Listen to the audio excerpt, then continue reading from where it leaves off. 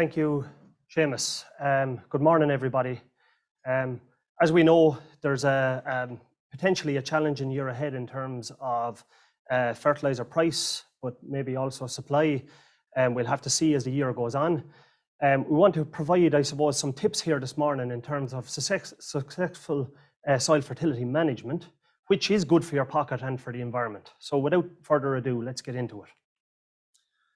Just to set the scene a little bit, in terms of national soil fertility trends, if we look at pH here, we're looking at the soils in the figure or in the graph over the years 2007 to 2020, and the proportion of soils that are tested that have optimum soil fertility levels. So those are soils with a pH greater than 6.2 or above.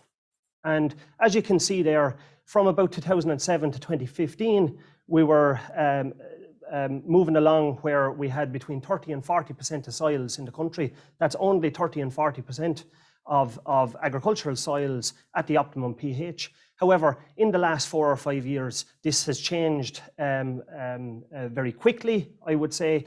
More lime has gone out this year. We'll probably have about 1.1 million tonnes. So we've broken the 1 million mark, and approximately 60% of our soils are optimum at the moment. So we have a little bit more to do in that respect.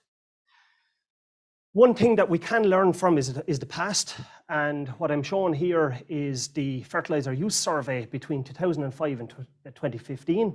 And you'll ask, why am I showing that?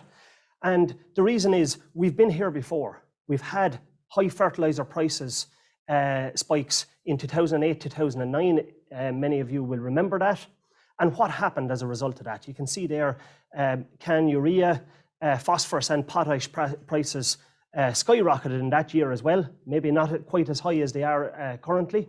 However, in terms of fertiliser use, which I'm showing here in the graph, the phosphorus graph, if we look at that, use fell from, on average, 8 to 9 kilos down to very low levels between 2006 and 2012. For phosphorus and also for potash. And you can see there, we weren't even achieving maintenance levels for either dry stock or for dairy, which had a knock-on effect. If we look at the corresponding soil fertility levels, phosphorus levels, and I'm showing here the index 1 and 2 soils for both phosphorus and potassium. So basically those low levels, low soil fertility, and those levels where you're going to run into a crop deficiency depending on yield targets, etc. And you can see there the number of low fertility soils increased corresponding to the low levels of use. It's only in the last 2 or 3 years that we're beginning to correct this, and the level of suboptimum soils is going back down. And I suppose we want to learn from the lessons of the past. There's many people talking about leaving out P and K and just buying nitrogen this year, but we want to be careful in terms of the long-term effect of taking that strategy. So why build soil fertility? Why bother at all?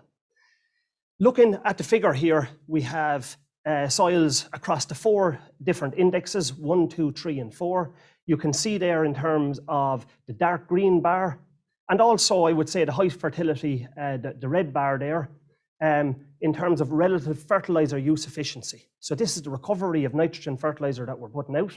And if we set those index 3 at 100%, how do we fare if we're operating at low soil fertility? So very low and low there in the yellow and the light green bar. And essentially what's happening here is we're wasting up to 15% of the nitrogen that we're putting out. It's not being utilised. It's going to be heavy on the pocket. And in a year like we're facing into going forward, this is not a sustainable future on a price point, on economics, but also in terms of the environment. So if we increase our soil fertility, we have many benefits here. Early season growth, the most precious grass to feed the livestock as we turn it out. Sward persistence, so the hard work that's going in there in terms of reseeding, we get longer from those, which has benefits in terms of carbon, as well as soil fertility. More resilient grass growth in terms of changes in weather. We could see in the drought where potash was corrected in fields, those fields were more resilient to keep going and growing something through the drought. And I suppose long-term environmental sustainability and profitability on top of that. In terms of optimising soil pH, this is certainly the first action, the first option that somebody should be considering in the year ahead. There has been a lot of lime has gone out in the last 3 or 4 months. However, if you get your soil tests and you pull out your soil tests that you have, the new ones, or go back to the old ones that are still current, remember those soil tests last for a 4 to 5 year period, pull them out and see where the pHs are low. If you're below 6.3, you need to consider spreading lime. Lime price hasn't changed. It's just a matter of planning the year ahead. If we look at the figure here in terms of optimum soil pH, that's there 6.3 or above. These are data from real farms. It's the paddocks in each farm, and we're looking at the grass yield on the x-axis, on the y-axis here down the side. And you can see there, by optimizing the pH, we're getting to 4 to 5 tons of extra dry matter. Real farm data, that's worth a lot of money and pays for the lime on about a 7-to-1 return on investment. Other benefits in terms of lime. This is a recent study, hot off the press, that was conducted at Johnstown Castle, where we limed soils to different pH levels. So you can see there the red bar has very low levels of pH, 5.1, quite acidic. And as we increase up to the green and the brown bar there, where we come into the optimum range, we looked at the greenhouse gas output in terms of nitrous oxide. And you can see there, by increasing the pH, we get the double dividend. We get the extra benefit there of reducing the greenhouse gas level, nitrous oxide in this case, by between 22 and 40%. So there you're getting that for free. That's more nitrogen potentially in the system for longer, which you can utilize going forward. There's also evidence emerging there in terms of increase in pH and storing more carbon in soils. And that's something that we're working on at the moment, and we will have data and research coming out on that in the very near future. Overall then, if we think about building good soil fertility, it does drive nitrogen recovery, very important for the future, especially in the year ahead in 2022. If we look here at data coming in from 21 farms, about 446 paddocks were tested over a 2-year period, and we looked at the nitrogen recovery from the swards. You can see there at very low pH, P and K levels, so the red dot there, we're getting somewhere between 25 and 30% recovery of the nitrogen that we put out. That's surely not sustainable, especially at a high price year, but even leaving price out of it, just recovering 25 to 30% of the nitrogen that we put out is not the future, can't be. If we increase pH alone, we increase that, we essentially double it, and that brings us up to somewhere around 45-50%. However, if we, over the longer term, work on getting the pH, the P and K level correct, we can see there we're increasing that nitrogen recovery by greater than 30%. So we can double the level of recovery by just fixing the soil fertility in the ground. We haven't asked these farmers to change one other thing. That is a compelling argument, I think, in terms of correcting the soil fertility, increasing the nitrogen use efficiency, and getting the benefits there in terms of production, in terms of economics, and in terms of the environment. Moving on then, if we briefly touch on what we're going to do in the early season. My colleagues that are going to present after me are going to get into more detail on this.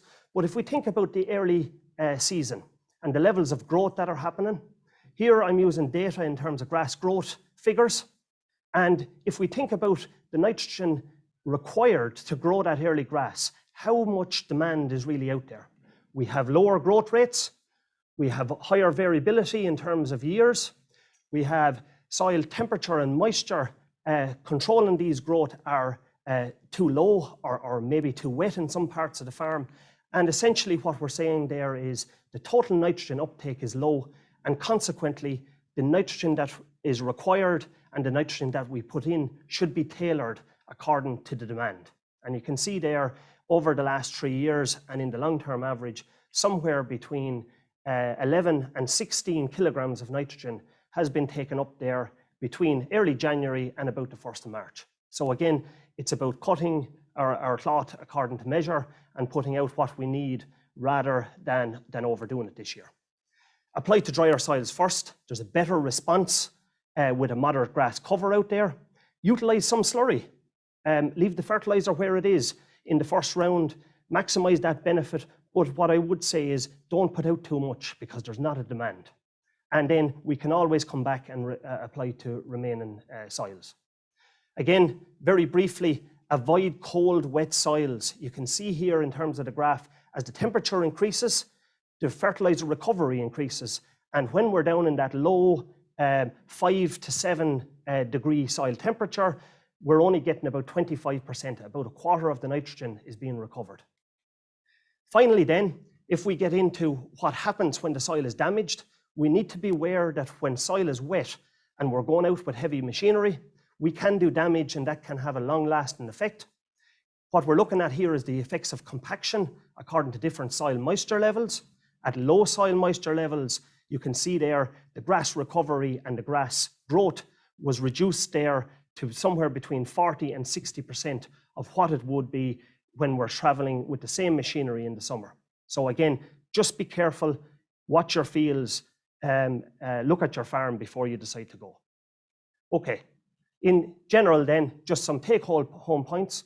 Your soil is your most valuable asset. Measure and manage. When I say measure, use the soil test results to make the decisions. Apply lime as recommended, and manage your soil fertility over the longer term to improve your environmental and your economic sustainability in the long run.